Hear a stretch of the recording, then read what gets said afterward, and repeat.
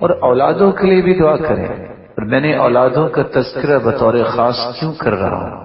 آج امت اس دھانے پہ کھڑی ہے کہ اگر اولادوں کا خیال نہ کیا تو اگلے 20 سال کے بعد اسلام کی وہ تصویر جو اس وقت بھی چمکتی اور دمکتی ہے چینج ہو چکی ہوگی.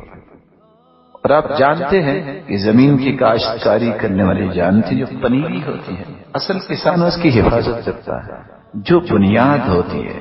اس لیے اپنی اولادوں کو جو جوان ہیں یا بچے ہیں ان کی تربیت پہ خصوصی توجہ دیں. اور جو لوگ پنیری کا خیال نہیں کرتے، نہ ان کی فصل بچتی ہے اور نہ ان کی اصل بچتی ہے، اور میں کہتا ہوں نہ ان کی نسل بچتی ہے. آج سے 20 سال بعد یہ سوچیں، بڑے تو نمازی تھے، پرہیزگار تھے، ان کا کچھ اثر ہم میں آ گیا. آج جو بچے وقت پہ نماز نہیں پڑھتے وہ کفریہ طور طریقوں کو اپریشیٹ کرتے نظر آتے ہیں. 20 سال کے بعد وہ کیا کریں گے؟ اس لیے اب وقت ہے کہ اس نعمت کو سنبھالا جائے. یہ اولاد نعمت ہے، لیکن کب؟ جب یہ نیک ہو. یہ وبال ہے کب؟ جب یہ نیک نہ ہو. اور یہ میں نہیں کہہ رہا، اللہ کے رسول صلی اللہ علیہ وسلم 3 دعائیں کیا کرتے ہیں. اللہم انی اعوذ بک من زوجۃ تشیبنی قبل المشیب. اے اللہ میں ایسی بیوی سے تیری پناہ چاہتا ہوں جو مجھے بڑھاپے سے پہلے بوڑھا کر دے.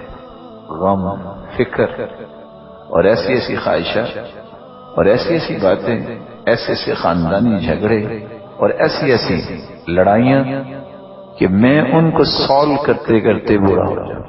اور آج سب کچھ نظر آ رہا. وَمِن مَالٍ يَكُونُ عَلَيَّ فِتْنَةٌ. اللہ مجھے ایسا مال بھی نہیں چاہیے جو میرے ایمان کے لیے فتنہ بن جائے. اور تیسری دعا وَمِن وَلَدٍ يَكُونُ عَلَيَّ وَبَالًا. ایسی اولاد سے مجھے بچا جو میرے لیے وبال بن جائے.